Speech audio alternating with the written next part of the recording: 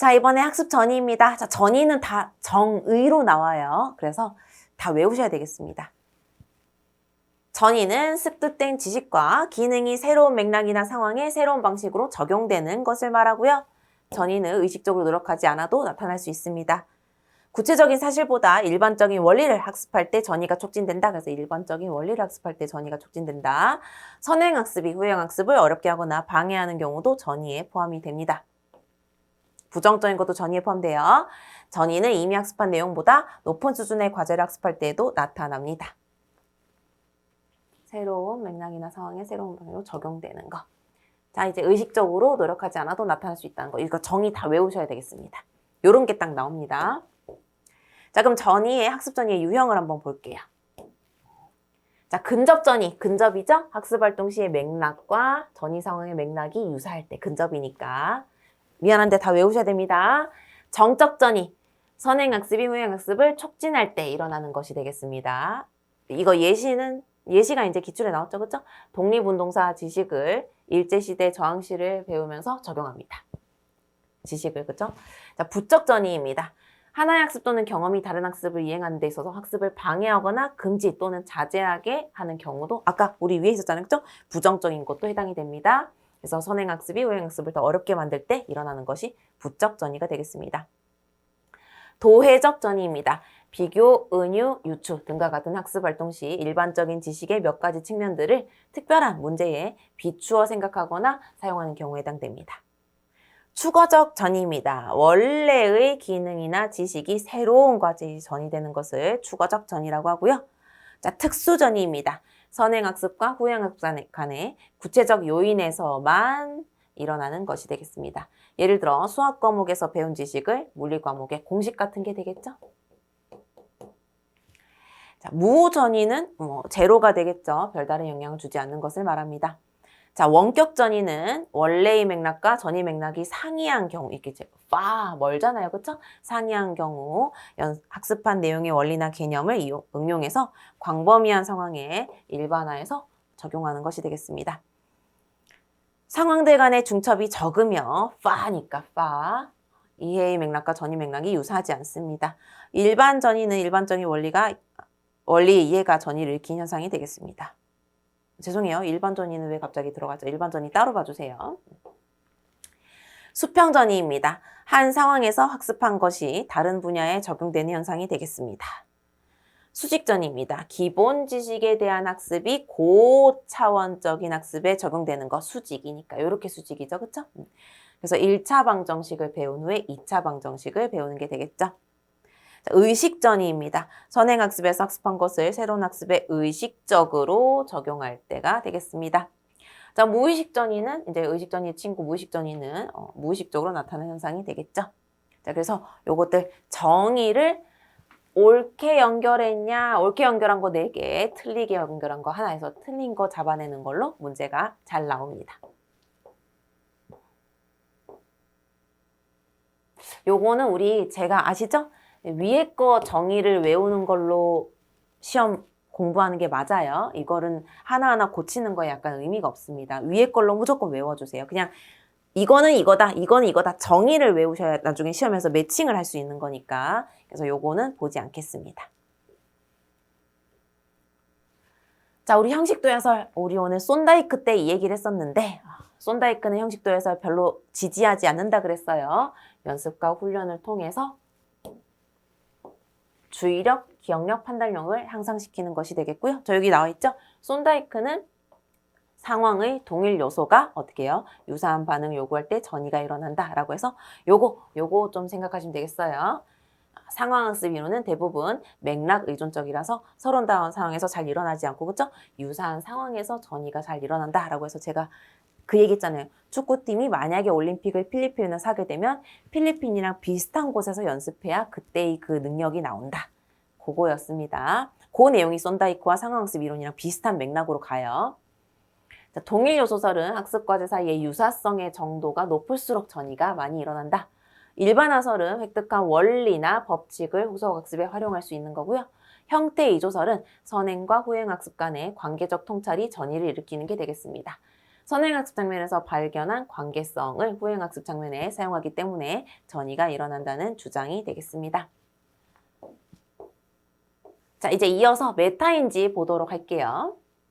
자, 메타인지는 잠시만, 이 메타가 한국어로 초, 그 다음에 상위. 그래서 어떤 단어랑 똑같냐면 초인지, 그 다음에 상위인지 와 같은 단어입니다. 근데 요 메타를 그냥 영어로 붙여버린 게 메타인지가 되겠어요. 지금 제가 이거 적은 이유가 있습니다. 잠시만.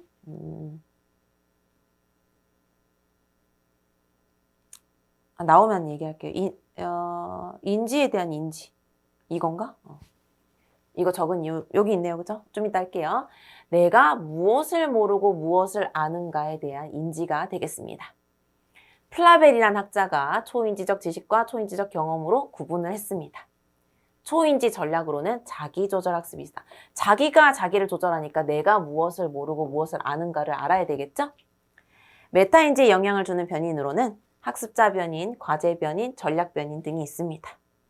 학습과 기억을 증진시키기 위해 자신의 학습과 인지 과정을 스스로가 조절하는 것이 되겠습니다. 자신의 현재 지식 수준을 점검하는 것이 메타인지 기술이 되겠고요.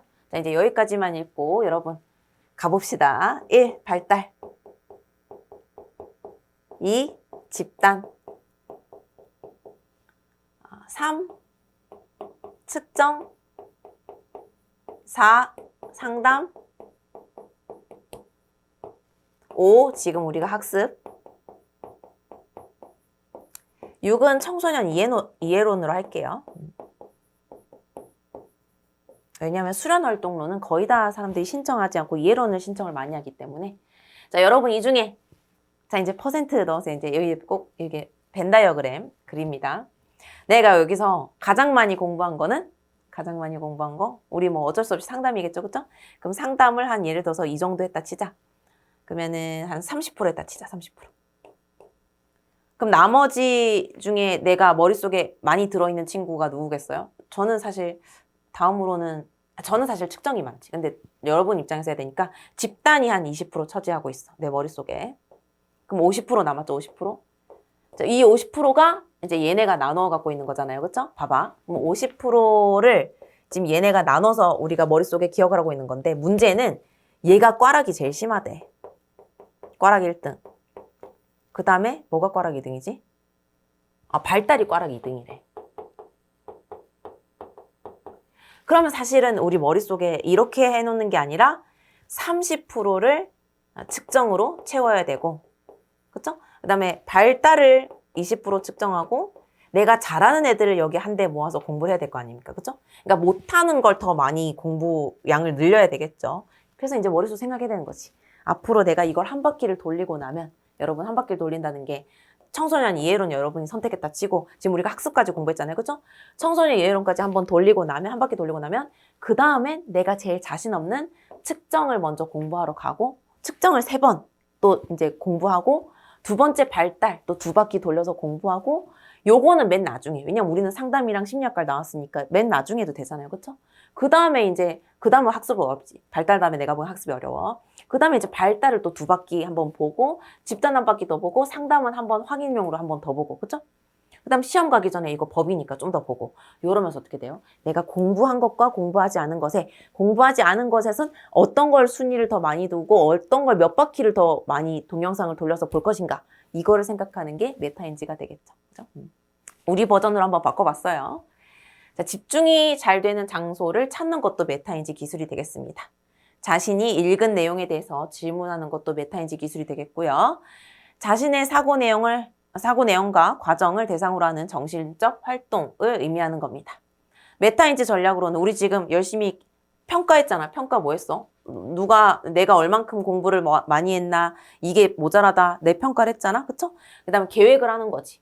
이제 앞으로 측정은 미안한데 5바퀴 5바퀴 돌려요, 동영상. 그 다음 발달 3바퀴 돌리고. 나머지는 여러분이 학습은 2바퀴 돌리고. 집단이랑 상담은 한 번만 봐도 되잖아요. 그쵸?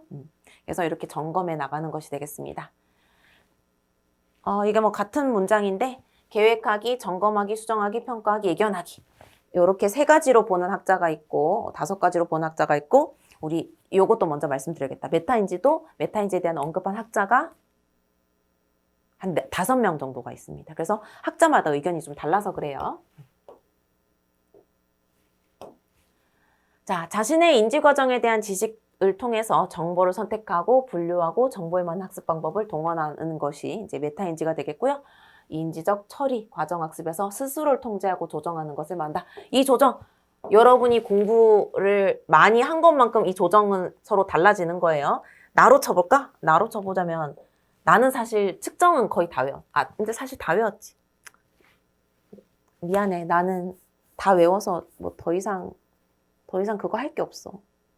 나는 안 되겠다. 난 다 외워서 더 공부할 게 없어요. 죄송해요. 미안해요. 자랑해서. 자신의 사고 과정에 대한 지식으로 초인지 또는 그래서 적었구나. 상위인지라고도 합니다. 그게 뭐 정보 처리 이런 관점 우리 아까 기억했죠, 그쵸? 거기 관점에서는 시연, 정교화, 조직화와 같은 학습 전략을 강조합니다. 이상한 문장들 교정하지도 않고 넘어갈게요. 이제 끝났습니다. 다음 신경생리학 좀 되네요. 그때 또 수미마정 해야 되겠죠? 어려울 거라. 다시 한번 가자면 메타인지는 어렵지 않아. 메타인지는 읽으면 다 이해가 돼. 근데 이제 여러분 이거 외워주시라는 거. 이거는 정의가 그냥 나와요. 딱딱딱딱. 이게 그냥 완전히 이게 문제로 나와요. 보기에 문제로. 예시도 막 그래 예시 이런 거 있긴 있는데 그냥 정의가 많이 나와서 무조건 얘는 얘다 얘는 얘다 이렇게 외워주셔야 되겠습니다.